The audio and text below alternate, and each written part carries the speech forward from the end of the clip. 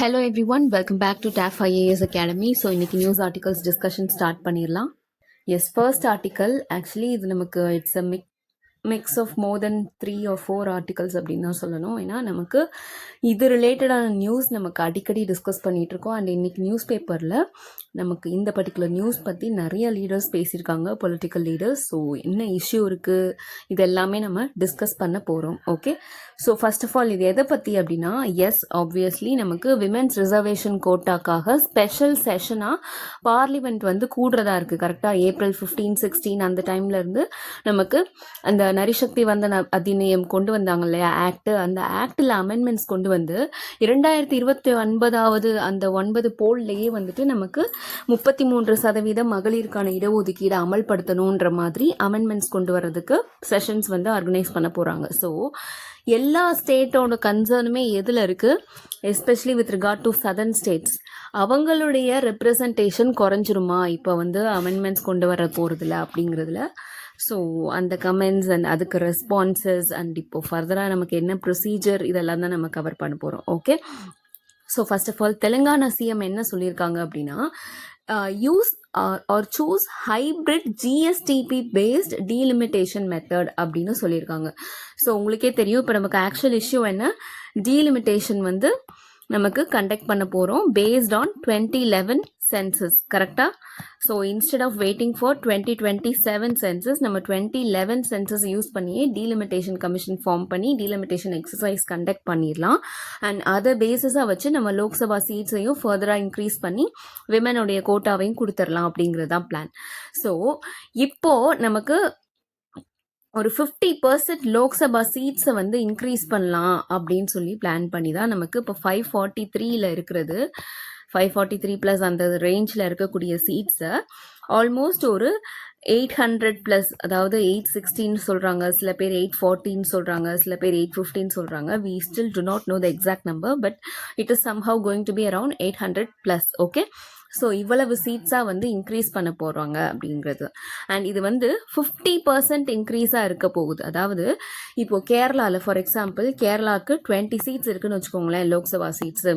அவங்களுக்கு ஒரு 50% இன்க்ரீஸ்னா 30 seeds, and அதில் 10 seats will be reserve for women.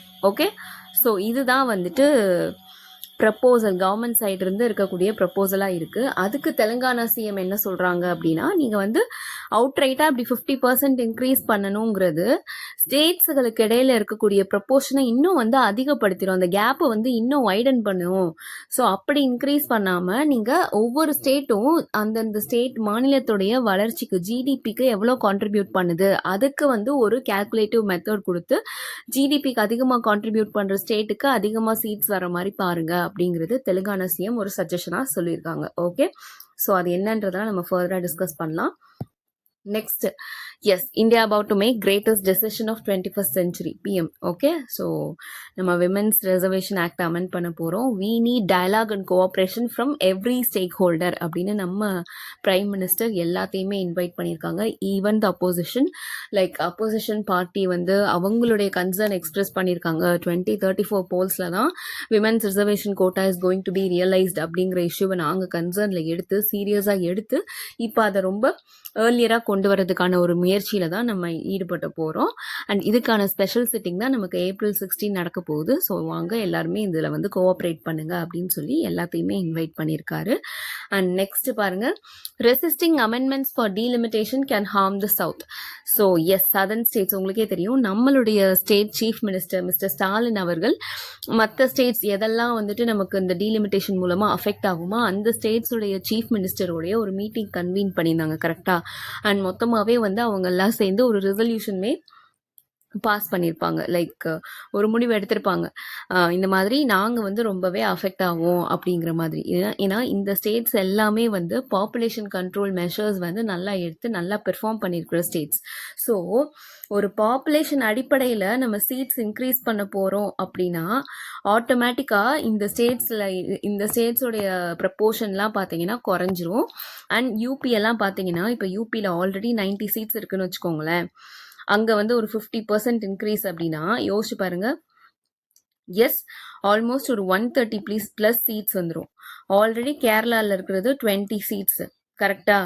யூபியில் இருக்கிறது 90 சீட்ஸு. ஸோ டிஃப்ரென்ஸ் பார்த்தீங்கன்னா 80 கிட்ட இருக்கும். பட் ஆஃப்டர் சீட்ஸ் நமக்கு இங்கே 130 120 ப்ளஸ் சீட்ஸ் யூபிக்கு இன்க்ரீஸ் ஆகுதுன்னா கேரளாவில் 30 சீட் தான் இன்க்ரீஸ் ஆக போகுது. கரெக்டாக. ஸோ அப்போ டிஃப்ரென்ஸ் பாருங்கள். ஆல்ரெடி நமக்கு 80 சீட் 80%, அதாவது 80 சீட்ஸ் வித்தியாசம்னு இருந்தது. அதாவது ஒரு ஸ்டேட்டுக்கும் இன்னொரு ஸ்டேட்டுக்கும், கேரளாக்கும் யூபிக்கும் நடுவில் அப்படி இருந்த டேட்டா இப்போ நமக்கு எவ்வளோ இன்க்ரீஸ் ஆகுது. ஏன்னா யூபி வந்து 50% இன்க்ரீஸ்ன்றப்போ 130 ப்ளஸ் கிட்ட போயிடுச்சு. யோசிச்சு பாருங்க. ஸோ ரொம்பவே டிராஸ்டிக்காக சீட்ஸ் வந்து டிஃபர் ஆகுது. ஸோ சதர்ன் ஸ்டேட்ஸ் இதனால ரொம்ப பாதிக்கப்படும் அப்படிங்கிறதுக்காக தான் இந்த ஒரு particular analysis.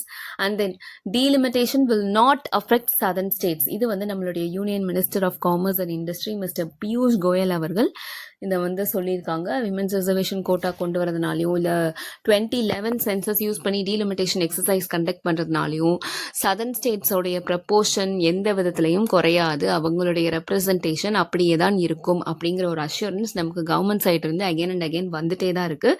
Meanwhile mister Goyal அவர்கள் நமக்கு இன்டர்வியூவும் கொடுத்துருப்பாங்க. இது வந்து எந்த விதத்துலையும் சதர்ன் ஸ்டேட்ஸை பாதிக்காது அப்படின்னும். ஸோ இதெல்லாம் தான் நமக்கு இன்னைக்கு இது ரிலேட்டடாக வந்திருக்கக்கூடிய news. Okay, so let us discuss. First of all, what is delimitation? Delimitation is nothing but redrawing boundaries of parliamentary and assembly constituencies based on population. அதாவது மக்கள் தொகையை அடிப்படையாக கொண்டு நம்ம கான்ஸ்டுவன்சிஸ் தொகுதியை பிரிக்கிறது. ஓகே, ரீட்ரா பண்ணுறது பவுண்ட்ரிஸ். அதுதான் அது வந்து பார்லிமெண்ட்ரி எலெக்ஷனுக்கும் நம்ம பண்ணுவோம். Assembly constituencies like state assembly elections வருதுல்ல, இப்போ நமக்கு தமிழ்நாடுக்கு வருதுல்ல, அதுலேயுமே நம்ம வந்து டீலிமிட்டேஷன் எக்ஸசைஸ் பண்ணுவோம். ஸோ இது வந்து ரெண்டுக்குமே நடக்குது. லோக்சபா எலெக்ஷன் கான்ஸ்டுவன்சி பிரிக்கிறதா இருக்கட்டும், இல்லை அந்தந்த ஸ்டேட்டுக்கு ஸ்டேட் அசம்பிளி எலெக்ஷனுக்காக கான்ஸ்டுவன்சிஸ் பவுண்ட்ரிஸ் பிரிக்கிறதா இருக்கட்டும், ரெண்டுமே நடக்குது. Okay, and it is done by the delimitation commission of India. Okay, so delimitation commission of India தான் இந்த பர்டிகுலர் எக்ஸசைஸை எடுத்து பண்றது. அண்ட் இதுக்கான கான்ஸ்டிடியூஷனல் பேசிஸ்னா it is a constitutional operation. ஏன்னா it is mentioned in article 81 and also article 82. article 81 என்ன பேசுது? composition of Lok Sabha and distribution of seats among states. ஒவ்வொரு ஸ்டேட்டுக்கும் எவ்வளவு சீட்ஸ் வந்து கொடுக்கணும் அப்படிங்கிறது. and then article 82 parliament to readjust seats after every census. okay, so இதுதான் நமக்கு இங்கேருந்து தான் நமக்கு இந்த செக்கே ஆரம்பிக்குது. பார்லிமெண்ட் வந்து அந்த சீட்ஸை வந்து ரீஅட்ஜஸ்ட் பண்ணணும். ஏன்னா நமக்கு வருஷம் ஒவ்வொரு டெக்கேட்க்கும் நமக்கு பாப்புலேஷன் ஸ்ட்ரென்த் வந்து சேஞ்ச் ஆகும். கரெக்டாக 2000 இப்போ நமக்கு 2027 சென்சஸ் கண்டக்ட் பண்ண போகிறோம். கண்டிப்பாக 2011 சென்சஸில் இருந்த டேட்டா விட இப்போ நமக்கு வந்து ரொம்ப டிராஸ்டிக் டிஃப்ரென்ஸ் இருக்கும். ஓவரால் நமக்கு பாப்புலேஷன் 120 கோடி இருந்தது, இப்போ 140 கோடி இருக்குது அப்படின்னு நம்ம சொல்கிறோம். பட் ஒவ்வொரு டேட்டாவுமே ஃபர்தராக நம்ம கலெக்ட் பண்ணும்போது லிட்ரஸி ரேட்டாக இருக்கட்டும், இல்லை ஃபீமேல் லிட்ரஸி ரேட்டாக இருக்கட்டும், இல்லை மேல் ஃபீமேல் பாப்புலேஷனாக இருக்கட்டும், எல்லாமே வந்துட்டு we will see the difference, huge difference. urban population, rural population, sex ratio, இது எல்லா டிஃப்ரென்ஸுமே நம்ம வந்து பார்க்க தான் போகிறோம். ஓகே, அண்ட் இதில் வந்துட்டு நமக்கு அதனால தான் எவ்ரி சென்சஸ், அதாவது எவ்ரி டெக்கேட்க்கு நமக்கு சென்சஸ் கண்டக்ட் பண்ணணும் அப்படின்றது சொல்லியிருந்தது. அண்ட் அந்த சென்சஸை வச்சு ஒவ்வொரு தடவையும் இந்த மாதிரி சீட்ஸை வந்து ரீஅட்ஜஸ்ட் பண்ணணும் அப்படிங்கிறதும் கான்ஸ்டியூஷனில் மென்ஷன் பண்ணியிருந்தாங்க.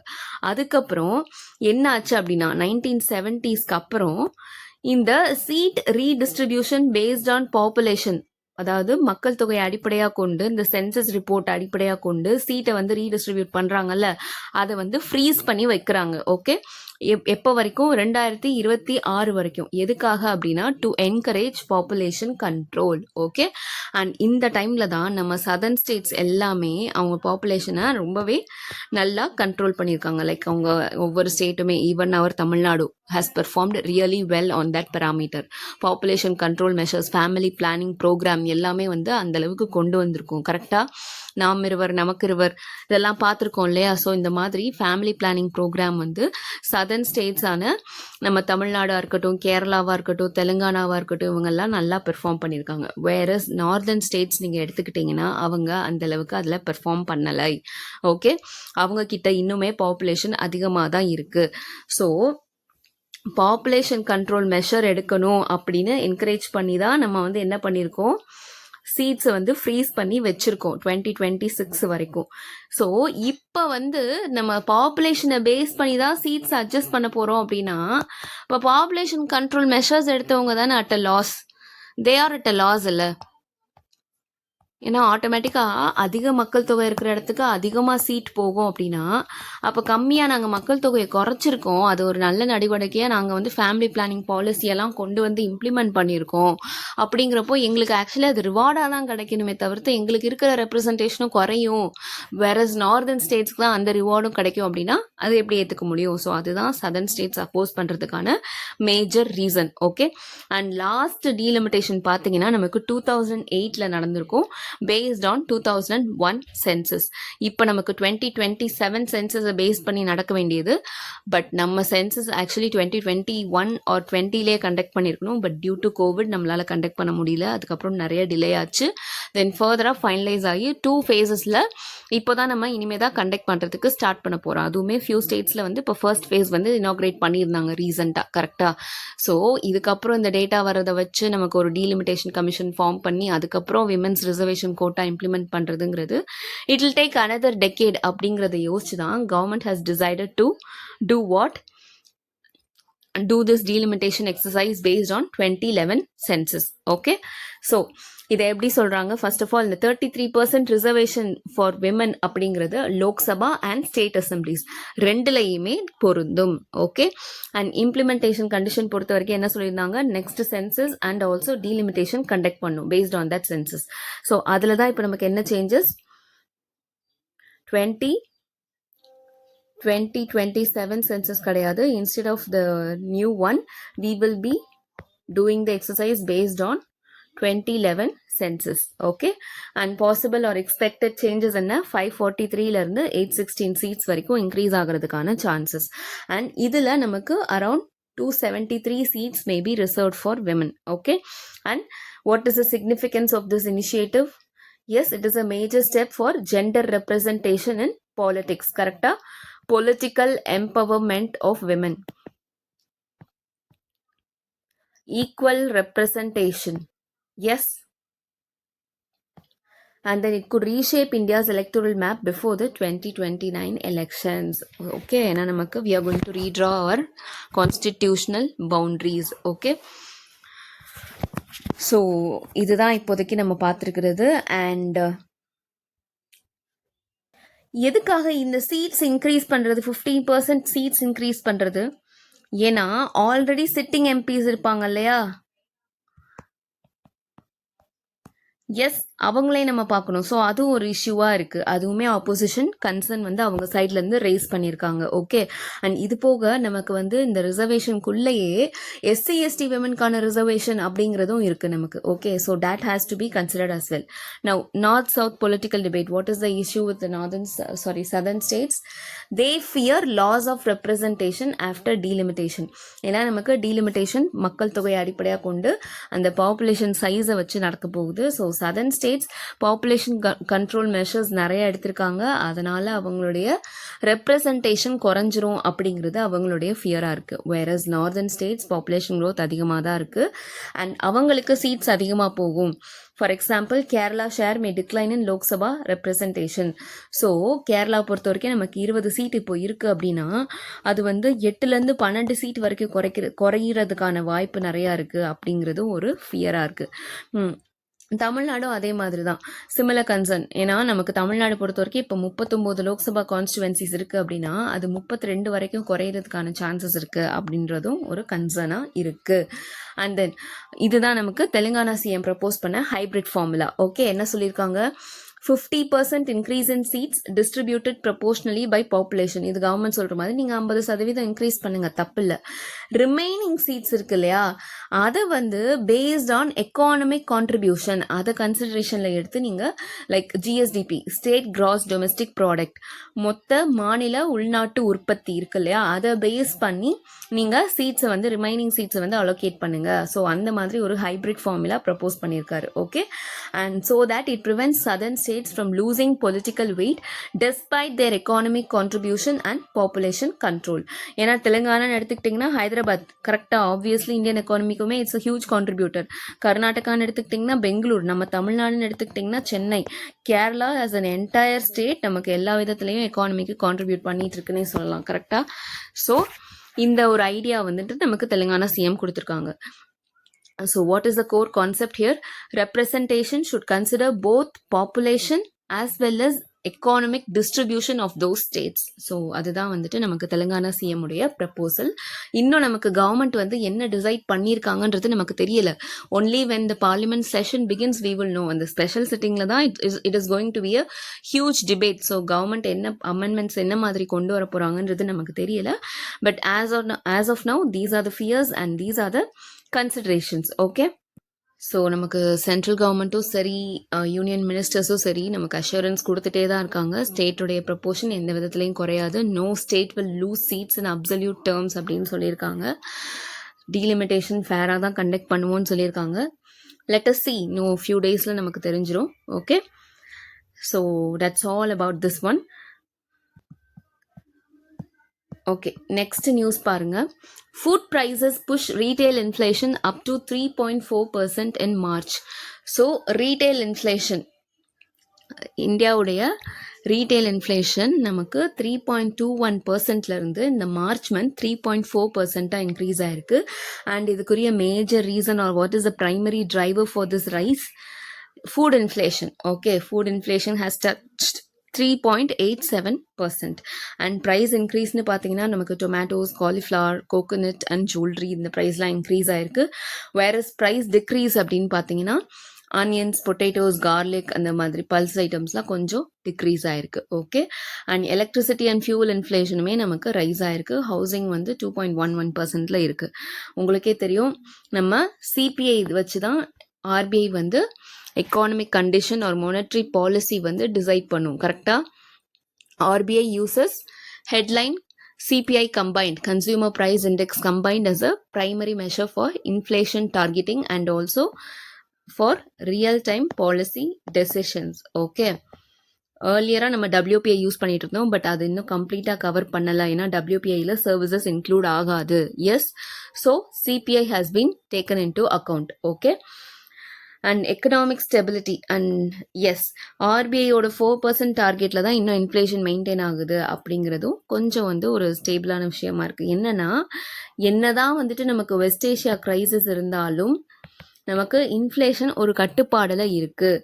ஏன்னா நம்மளுக்கே தெரியும் இன்ஃப்ளேஷன் டார்கெட் பொறுத்த வரைக்கும் நம்ம என்ன கொடுத்துருக்கோம் ஆர்பிஐக்கு, அந்த பேண்ட்விட்த் என்ன 4% ± 2%. அதிகபட்சம் போச்சுன்னா 6, இந்த பக்கம் கம்மியாக போச்சுன்னா 2. கரெக்டாக. ஸோ அந்த லெவலில் we are able to maintain. And repo rate கூட இன்னும் நியூட்ரல் ஸ்டாண்ட்ஸில் தான் இருக்குது. RBI hasn't changed the repo rate அப்படின்னு பார்த்தோமா. அண்ட் ஆல்சோ நமக்கு பெட்ரோல் அண்ட் டீசல் விலையும் இன்னும் எந்த விதத்துலையும் நம்மளை கன்சியூமர்ஸை வந்து பாதிக்கலை. கரெக்டாக. அதில் எதுவும் விலையேற்றம் நம்ம பார்க்குறோமா பெட்ரோல் டீசலில்? இல்லை. So we are able to stable or maintain stability in our economy. Okay, that's a good thing. Next, regional trends and data scope. எங்கெல்லாம் வந்து அதிகமாக இருக்குது இன்ஃப்ளேஷன் அப்படின்னு பார்த்தீங்கன்னா it was higher in rural areas compared to urban areas. And state படி variation பார்த்தீங்கன்னா highest inflation was recorded in Telangana at 5.83%, whereas the lowest in Mizoram. Okay. And data methodology உங்களுக்கே தெரியும். இந்த டேட்டா நமக்கு பப்ளிஷ் பண்ணியிருக்கிறது NSO 2024 series. நமக்கு இப்போ CBI கேல்குலேஷனாக எப்படி பேஸ் இயர் வந்து 2024 yes. So it's a new series. And almost நமக்கு அர்பன் மார்க்கெட்ஸ், வில்லேஜஸ் எல்லா மார்க்கெட்ஸுமே வந்துட்டு ஒரு 1500 கிட்ட அவ்வளோ மார்க்கெட்ஸ்லையும் ப்ரைஸஸ் ட்ராக் பண்ணி தான் நமக்கு இந்த கேல்குலேஷன், இந்த டேட்டா வந்து ப்ரொவைட் பண்ணியிருக்காங்க. Okay. And major reason or global லெவலில் நமக்கு இம்பேக்ட் கிரியேட் பண்ணியிருக்கிறது எது? West Asia crisis. It puts a pressure on our LPG and alternate fuel groups. Okay, that is all about this news.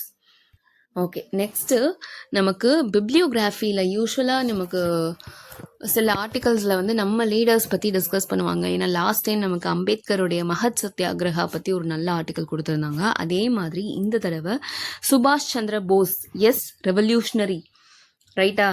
So இவரை பற்றி and இவருடைய revolutionary theory and proxies அந்த paradox அதை பற்றின ஒரு இட்ஸ் 2 சீரீஸ் ஆர்டிக்கல். இதோடைய first part தான் இன்றைக்கி நமக்கு வந்திருக்கு. அண்ட் இதனுடைய கோர் க்ரக்ஸ் ஆக்சுவலி இதை நீங்கள் ஃபுல்லாகவே ரீட் பண்ணலாம். ஏன்னா இதில் வந்து இவருடைய நமக்கு மிஸ்டர் போஸ் எழுதின புக்ஸ் எல்லாமே மென்ஷன் பண்ணியிருக்காங்க.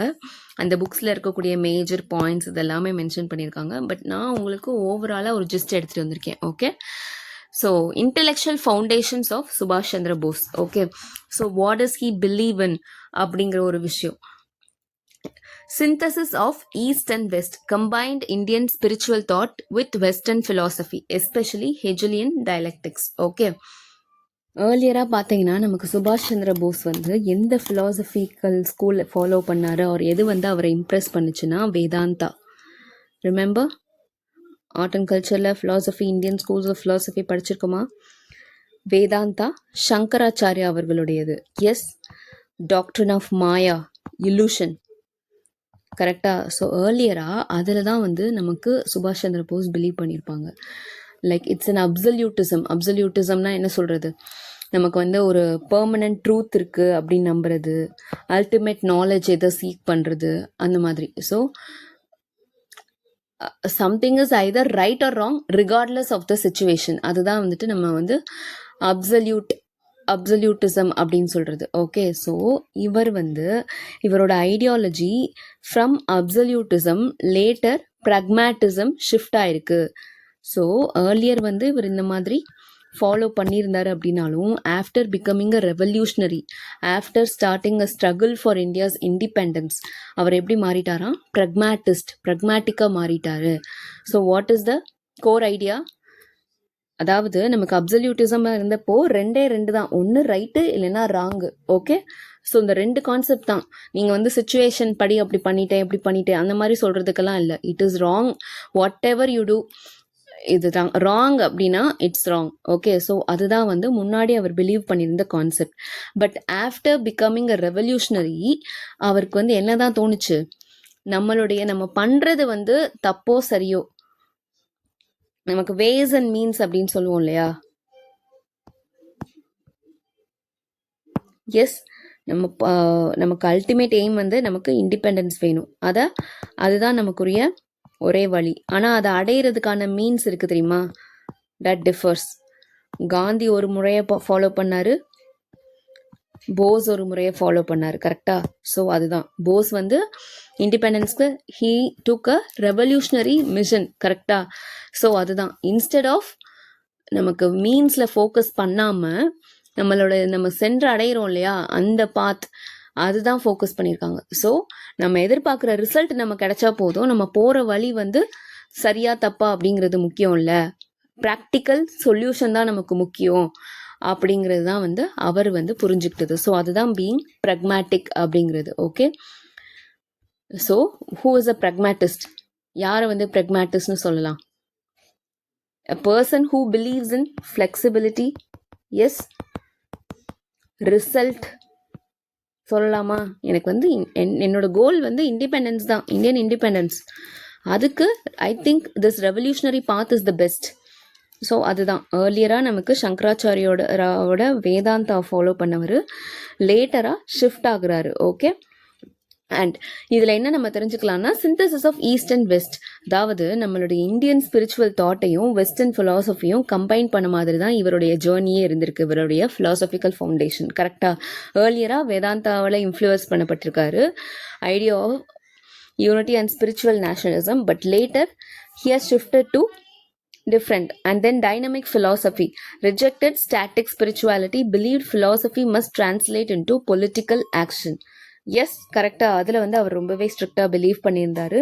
And then doctrine of harmonious equality, இது வந்து நமக்கு மிஸ்டர் போஸே வந்துட்டு ஃபார்ம் பண்ண ஒரு பிலீஃப் சிஸ்டம் அப்படின்னு சொல்லலாம். Doctrine of Samyavada, sorry, okay, சாமியாவதா.